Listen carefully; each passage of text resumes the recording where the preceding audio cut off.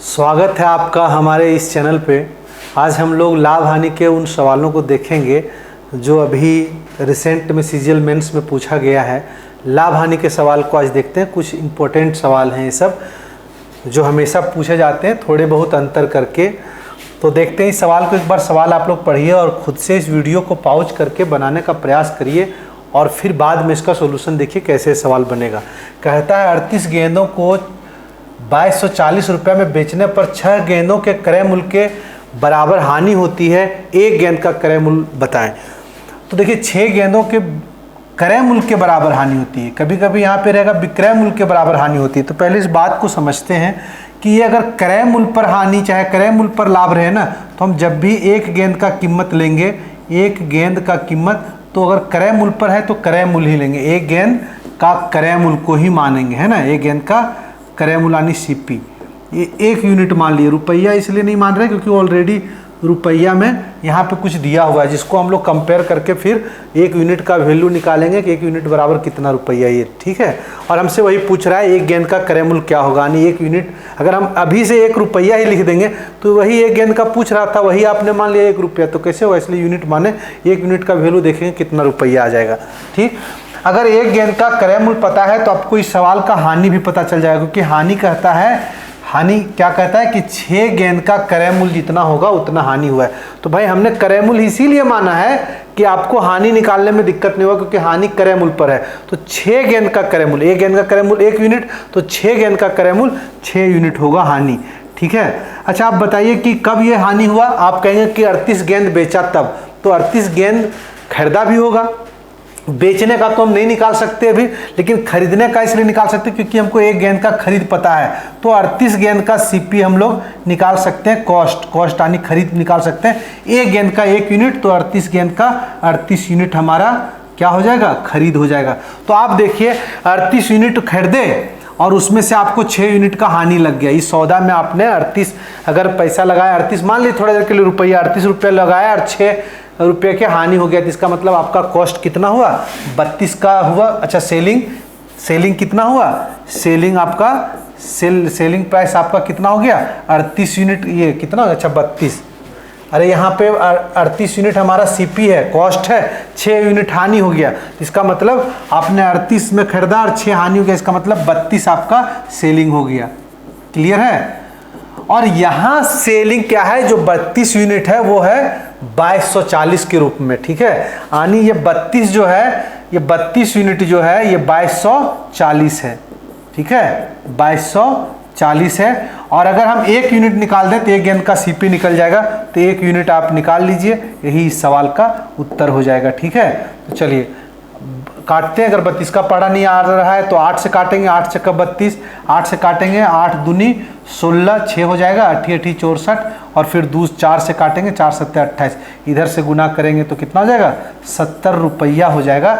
1 unit का मतलब एक गेंद का क्रय मूल्य 70 रुपया हो जाएगा। उम्मीद है कि आपको ये सवाल समझ में आया होगा। अगर नहीं आया तो आपका इसका जब डिटेल से पूरा लाभ हानि का वीडियो बनाने वाले हैं, उसको आप देखिएगा तो ये बहुत आसान लगेगा, ठीक है। हमने ये बात समझाने के लिए इतना लिखा, हम ऑरली भी लिख सकते थे कि ये 38 में 6 का हानि हो गया क्रय मूल्य पर, तो ये 32 हो जाएगा हमारा सेलिंग प्राइस, 32 यूनिट बराबर इतना, यानी 32 से इसको अगर मुझे बनाना होता तो हम इसको 32 से भागा दे देते और 1 से गुना कर देते, बस इतना से ज़्यादा कुछ नहीं करते। ये क्यों हुआ नहीं हुआ इसको आप समझेंगे तो आपको आसानी से समझ आ जाएगा, ठीक है। अगले सवाल पे हम लोग चलते हैं।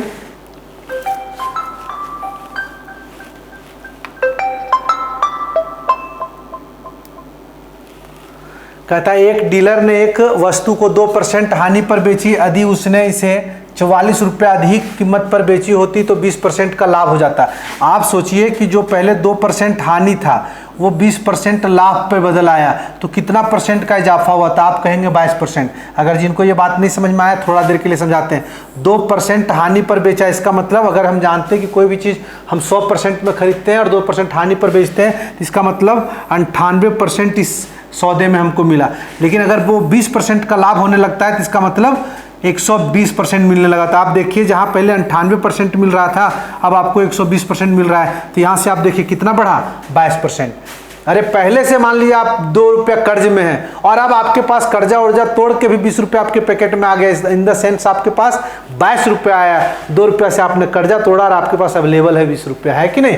तो 22% का इजाफा जो हुआ, वृद्धि हुआ, वो किसके कारण से, वो विक्रय मूल्य में 44 रुपया जहाँ पहले बेचता था उससे 44 रुपया अधिक पर बेचा, यानी 44 रुपया के वजह से 22% का इजाफा हुआ, वृद्धि हुआ, यानी 22% बराबर 44।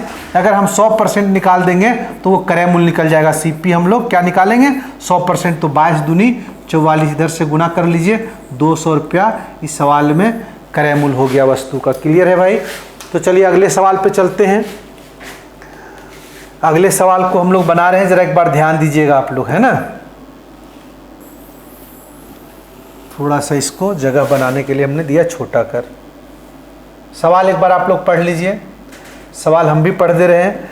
कहता है कि एक कोई वस्तु बी को 20% लाभ पर बेचता है, बी इसे सी को 8% लाभ पर बेचता है, सी इसे डी को 25% हानि पर बेचता है। तो यहाँ पे जब ए का दिया रहता था तो डी का निकाल लेते थे, डी का दिया रहता था तो ए का निकाल लेते थे, लेकिन यहाँ पे देखिए क्या दिया, ए और बी के लाभ के बीच का अंतर दिया है। तो भाई अगर आप 100 यूनिट ए का क्रय मूल्य, आप मान लीजिए ए का क्रय मूल्य 100 यूनिट है, तो बी को ये 20% लाभ पर बेचा, इसका मतलब 20%, 20 यूनिट इसका लाभ हुआ। अरे ए का लाभ कितना यूनिट दिख रहा है, ए का प्रॉफिट जो है वो कितना आपको दिख रहा है, 20 यूनिट। अच्छा 20 यूनिट लाभ लेके इसको बेच देती, इसका कॉस्ट कितना हो गया, 120 यूनिट, और इसने 8% लाभ कमाया, तो इसका लाभ कितना हो गया, तो आप कहेंगे 96, 9.6 यूनिट इसका लाभ हुआ। और इन दोनों का अंतर कितना हुआ, 10.10 कितना 4 है ना, 10.4 यूनिट का अंतर ये लोग में नजर आ रहा है, इसका और इसका लाभ में। और जिसका वैल्यू दे रहा है, जिसका वैल्यू हमारे पास यहाँ पे कितना दिया हुआ है, 260। ठीक है, चलिए इसको हल करते हैं, और अगर 100 यूनिट निकाल लेंगे तो ये ए का क्रय मूल्य निकल जाएगा। और भी तरीका है, 3 तरीका मिनिमम इस सवाल को हम बना सकते हैं। ठीक है, लेकिन आपको, आप देखिए पहले इस पॉइंट को हटाएंगे तो उधर 0 जाएगा, और अगर 100 निकालेंगे तो देखिए क्या होगा, 4 से काटते हैं तो 4 दूनी 8 और ये 2 चल जाएगा, तो 4 छक्का 24, और 4 से काटेंगे तो 25। इधर से आप 26 से 100 बार में कट गया, इधर जब हम लोग गुना कर रहे हैं तो 2500 आ रहा है 100 यूनिट का मान। ठीक है, इसका मतलब ए ने 100 यूनिट में खरीदा था, इसका मतलब 2500 ए का क्रय मूल्य हो गया। इसको आप समझ गए, तो थोड़ा सा यहाँ पे हम लोग इसको मिटा दे रहे हैं। ठीक है, ताकि जगह बने इस सवाल को बनाने के लिए। तो देखिए क्या है ये सवाल।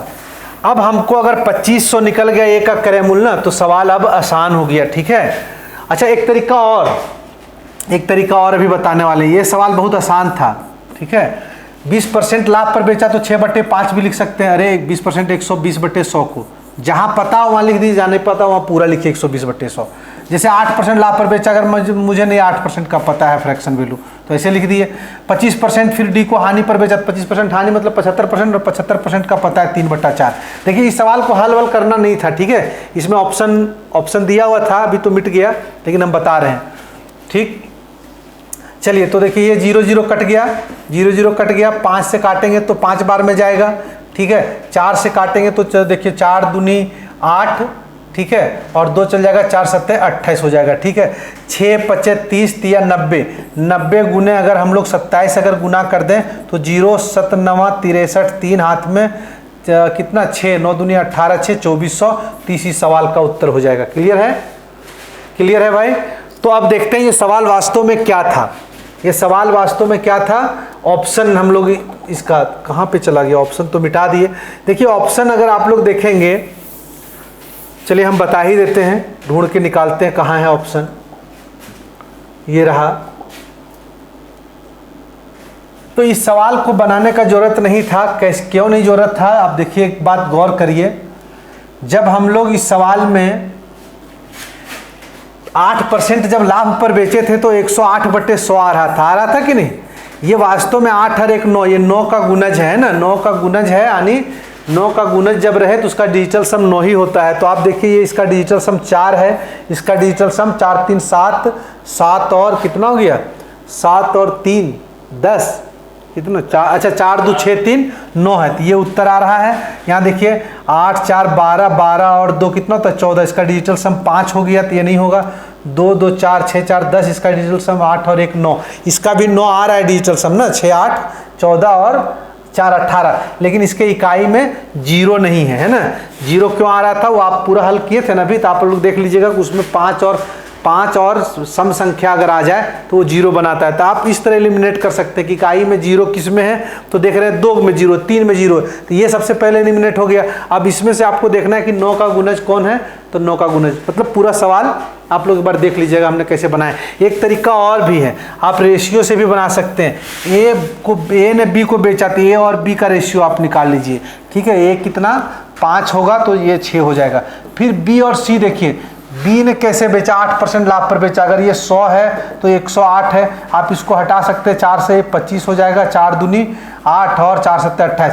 बी सी ने कैसे बेचा, तो सी और डी का भी आप निकाल लीजिए। कैसे, सी के पास कितना, सी से 25% हानि पर, मतलब ये 4 है तो ये 3 है। इस तरह ए बी सी डी का रेशियो निकालिए और वहाँ से देख लीजिए ए और बी के लाभ का क्या अंतर है और उससे कंपेयर करके निकालिए। मतलब ये भी आपको ABCD निकालना पड़ेगा, डिजिट थोड़ा बड़ा बड़ा है तो इसमें भी टाइम आपका ज़्यादा जाएगा। उससे बेटर है आप ऑप्शन से जो तरीका हमने बताया वैसे आप बनाने का प्रयास करिए। धन्यवाद, फिर मिलते हैं आगे हम लोग इसी तरह का सवाल लेकर।